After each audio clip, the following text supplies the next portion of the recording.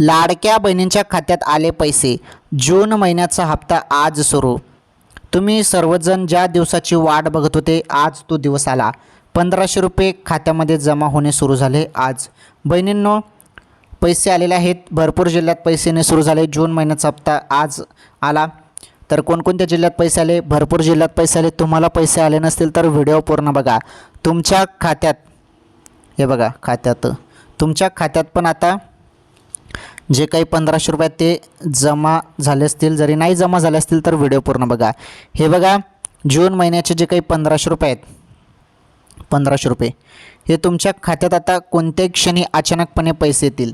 Okay, केव्हाही आता पैसे येतील. कारण 20 जूनपासून सुरुवात होणार.